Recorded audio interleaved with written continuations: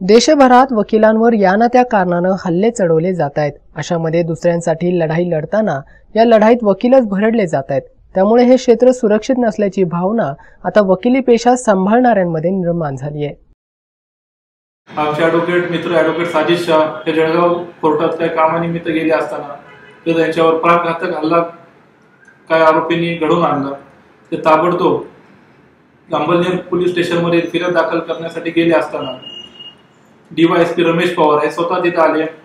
आरोपींची संगनमत करून ॲडव्होकेट साजिद शाह जे फिर्यादी त्यांच्यावर दडपण आणून त्यांना भीती घालून त्यांना तिकड पोलीस स्टेशनमधून हकलण्याचा प्रयत्न केला व त्यांना अशी धमकी दिली की जर तू फिर्याद दाखल केली तर तुझ्यावर ॲट्रॉसिटी आणि खंडणीसारखे गंभीर गुन्हे दाखल करून तुला आत टाकतो व तुझं आयुष्य उद्ध्वस्त करतो। असं असताना आम्ही कोर्टातून नाईलाजाने आम्हाला कोर्टातून ऑर्डर घ्यावी लागली। 307 ची ऑर्डर घेतली, परंतु अद्याप पोलिसांनी काही कारवाई केलेली नाही आणि आरोपींना अटकही केलेली नाही।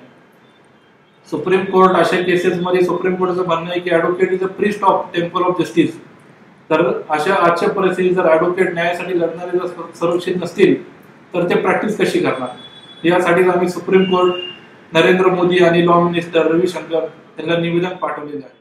सदर घटने पाहत मी त्वरित अंबळनेर पोलीस स्टेशनमध्ये फिर्याद दाखल करण्यासाठी गेलो असताना तिथल्या पोलिसांनी DYSP रमेश पवार, PI विकास वाघ यांनी माझी दखल घेतली नाही। उलट मला धमक्या दिल्या, माझ्यावर खोटे ॲट्रॉसिटी व खंडणीसारखे गुन्हे दाखल करण्याची धमकी दिली व मला असं सांगितले की जर तू आता पुन्हा अंबळनेर कोर्टात अंबळनेर शहरात दिसला तर तुला कायमच्या जेलमध्ये पाठवीन। म्हणून मी दुसऱ्या दिवशी 156(3) मेहरबान कोर्टात अर्ज दाखल केला व तिथून 307 ची ऑर्डर घेतली। तरी देखील पोलिसांनी अद्यापपर्यंत आरोपींना अटक देखील केलेली नाही व त्यांच्यावर अजूनपर्यंत कोणतीही कारवाई केली नाही व पोलीस सदर गुंडांसोबत मॅनेज झालेले आहेत। जर अशा परिस्थितीमध्ये न्यायासाठी धडपडणारे वकील लोकांवर जर असे हल्ले होत राहिले व असे गंभीर स्वरूपाचे खोटे गुन्हे दाखल होत राहिले तर वकिलांनी प्रॅक्टिस कशी करायची।